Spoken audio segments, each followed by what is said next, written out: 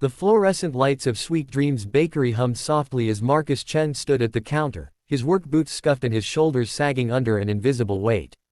In his calloused hands, he clutched a crumpled piece of paper, his daughter's drawing of the birthday cake she'd been dreaming about for months. Pink frosting, rainbow sprinkles, and a princess castle on top. 7 candles for 7 years of life. But as he stared at the order form in front of him, the numbers blurred through tears he refused to let fall. The custom cake cost $147. He had $63.22 in his checking account. His daughter's birthday was in 3 days. Behind him, a line of customers shifted impatiently, checking their phones and sighing. Marcus's hands trembled as he pulled out his wallet one more time, as if the money might have magically appeared since he'd checked 10 minutes ago. It hadn't. He swallowed hard, tasting the bitter flavor of failure that had become too familiar since his wife left 6 months ago, taking half their savings and leaving him with 2 kids, a mortgage, and a job that barely kept them afloat. "I'm sorry," he whispered to the young woman behind the counter, his voice cracking. "I need to cancel the order." The employee nodded sympathetically and began typing on her computer. Marcus felt his heart shatter into 1,000 pieces. How was he going to explain this to Emma?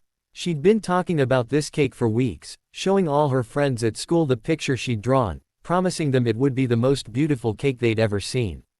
Now he'd have to tell her they'd be celebrating with grocery store cupcakes instead. What Marcus didn't know was that someone had been watching him from the moment he walked into the bakery. Victoria Ashford sat at a small corner table near the window, laptop open, reviewing quarterly reports for her company. As CEO of Ashford Industries, a multi-million-dollar manufacturing firm, she was used to making decisions that affected hundreds of employees and millions in revenue. But something about the man at the counter had caught her attention, the way he held that piece of paper like it was made of gold, the way his shoulders curved inward as if trying to make himself smaller, invisible. She'd seen that posture before. Years ago. In her own father. Victoria was supposed to be in Chicago for a board meeting, but a delayed flight had stranded her in this small Pennsylvania town overnight. She ducked into the bakery for coffee and a quiet place to work, trying to ignore the memories that always surfaced this time of year. It would have been her father's birthday next week. He'd been gone for 15 years, but she still remembered the sacrifices he'd made, the birthdays he'd worked double shifts to make special, the smile he'd forced when he was exhausted and broken but determined to give his children everything.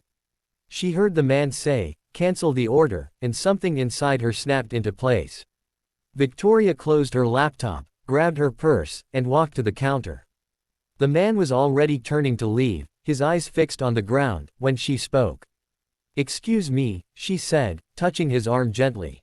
"I couldn't help but overhear. How much is the cake?" Marcus looked up, surprised, meeting the eyes of an impeccably dressed woman in her early 40s. "Oh, it's okay, ma'am. I just need to cancel it. It's not your concern. Humor me," Victoria said with a warm smile. "How much?" $147, he said quietly, shame coloring his cheeks. "But really, it's fine. We'll figure something else out." Victoria turned to the counter employee. "Don't cancel that order. Ring it up with mine."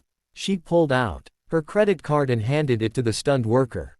"Wait, no, I can't let you do that," Marcus protested, his voice rising with a mixture of embarrassment and gratitude. "That's too much. I don't even know you." "You don't need to know me," Victoria said firmly. "And you're not letting me do anything. I'm choosing to do this. Tell me about your daughter." Marcus's eyes filled with tears. "Her name is Emma. She's turning 7. She's been through a lot this year. Her mom left us, and we had to move to a smaller apartment. She hasn't complained once. Not once. She just keeps smiling and telling me everything's going to be okay." His voice broke. "She deserves this cake. She deserves so much more than I can give her." Victoria felt her own eyes burning. She has something money can't buy, a father who loves her enough to come here and try. That's worth more than any cake. The transaction went through. The employee handed Victoria her receipt and assured Marcus his cake would be ready for pickup on the specified date. Marcus stood there, speechless, tears now streaming freely down his face. "I don't know how to thank you," he managed. "I don't even know your name." "Victoria. And you don't need to thank me. Just promise me something. Anything. One day, When you're in a position to help someone else, pay it forward. That's all I ask. Marcus nodded vigorously, then did something unexpected. He pulled out the crumpled drawing his daughter had made. Would you like to come to her party? It's nothing fancy, just a few kids at our apartment, but Emma would love to meet the person who made her dream come true. Victoria hesitated. She had a reputation to maintain, meetings to attend, a company to run. She didn't do personal. She didn't get involved. But looking at this man's face, seeing the hope there, she found herself saying yes. 3 days later, Victoria walked up to a modest apartment building in a neighborhood she'd never visited.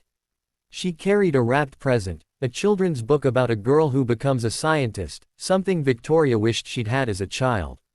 As she climbed the stairs to apartment 3B, she could hear children's laughter and music playing. Marcus answered the door, his face lighting up with genuine joy. You came. I wasn't sure you would. Inside, the small living room was decorated with homemade streamers and balloons. About 8 children ran around playing games, and in the center of the modest dining table sat the cake, exactly as Emma had drawn it, pink frosting gleaming under the lights, the princess castle standing proud. Emma, Marcus called. Come here, sweetheart. I want you to meet someone very special. A little girl with pigtails and gap-toothed smile came running over. She wore a dollar store tiara and a dress that was slightly too small, but her eyes shone with pure happiness. Hi, Emma said shyly. Are you Daddy's friend? Victoria knelt down to her level. I am. And I heard it's your birthday. Happy birthday, Emma. Thank you. Do you want to see my cake? Daddy said an angel helped make it happen.